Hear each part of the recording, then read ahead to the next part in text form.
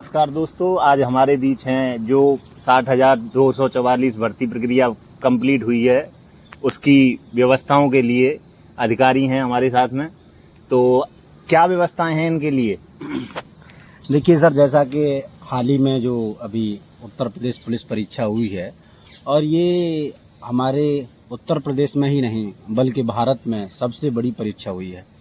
एक साथ इतने अधिक जनसंख्या में अभ्यर्थियों का चयन होना, ये हमारे लिए सौभाग्य की बात है। और मैं उत्तर प्रदेश मुख्यमंत्री जी को इसके लिए बहुत बहुत आभार प्रकट करता हूँ।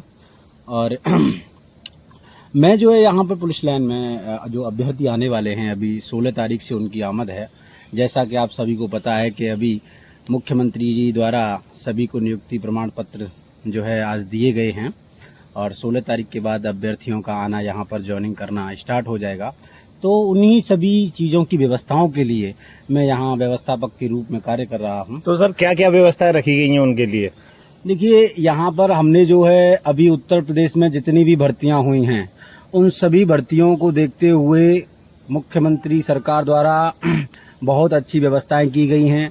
अभ्यर्थियों के लिए बैरकों की उच्च कोटि की साफ सफाई, और तथा उनमें जैसे गर्मी को अभी हाल ही में जो गर्मी पड़ रही है, जैसा कि आप टेम्परेचर को देख रहे हैं, उसको भी देखते हुए सभी बैरकों में कूलर हैं। और संभवतः जहां कई पुलिस लाइनों में तो ये भी किया गया है कि वहां एसी तक जो है अभ्यर्थियों के लिए रखे गए हैं जवानों के लिए। तो बहुत अच्छी व्यवस्था सरकार के द्वारा तो की गई है। और सर, बेडों की, जैसे कि पहले बंक बेड हुआ करते थे, तो अब किस प्रकार की व्यवस्थाएं हैं बेडों की? हाँ, बेड भी जो है बहुत अच्छे से सरकार के द्वारा बनवाए गए हैं, और उन पर जो पहले गद्दे नहीं हुआ करते थे, अब गद्दे की भी जो है व्यवस्था की गई है।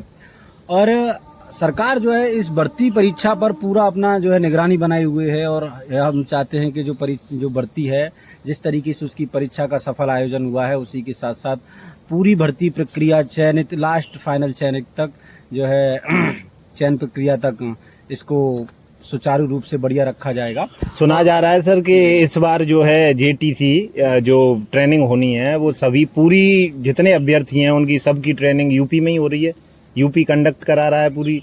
हाँ, ये जो है अभी हाल ही में, जैसा कि आपने अभी सुना होगा, सभी इतनी बड़ी परीक्षा होने के बाद एक साथ 60,000 जवानों की ट्रेनिंग को कराना बड़ा ही मुमकिन ही छोड़ो नामुमकिन सा था, लेकिन योगी सरकार के द्वारा इसको मुमकिन किया गया है।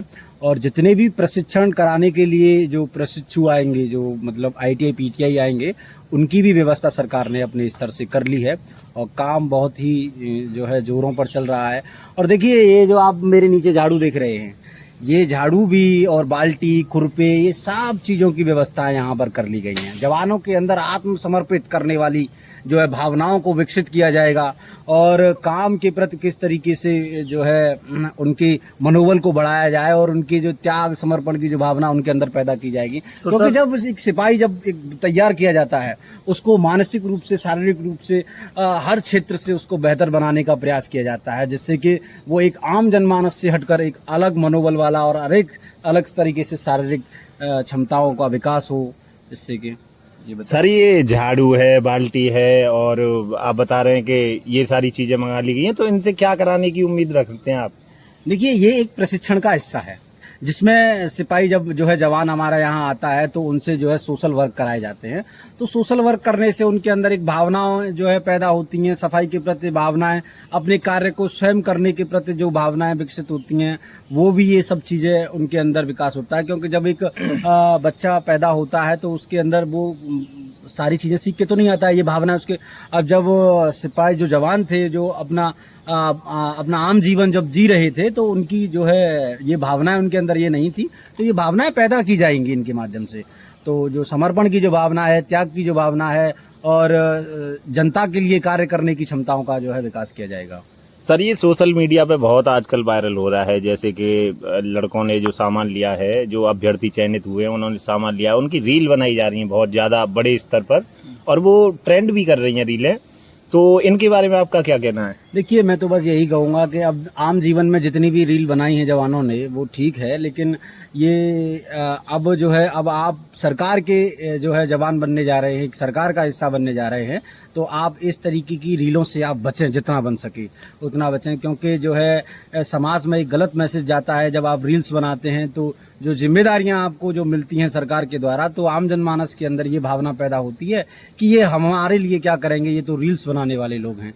तो मैं यही निवेदन करना चाहता हूँ जितने भी अभ्यर्थी यहाँ पर आ रहे हैं वो और रील्स सर ना बनाएं। ये कह रहा हूँ, ये जो दिखाया जा रहा है कि आरटीसी होगी, जेटीसी होगी पहले, उसके बाद आरटीसी है, तो आरटीसी में वाकई में इतना परेशान किया जाता है अभ्यर्थियों को कि जो दिखाया जा रहा है कि बहुत ज़्यादा परेशान होने वाले हैं आगे, कि आरटीसी बहुत ही टफ होती है, तो क्या थोड़ा बताइए। देखिए, इसको परेशानी का हिस्सा नहीं कह सकते हैं आप। ये एक जवान को तैयार करने वाली चीजें हैं और ये उसका हिस्सा होती हैं। आप परेशानी चीजों को देखकर नहीं जोड़ सकते।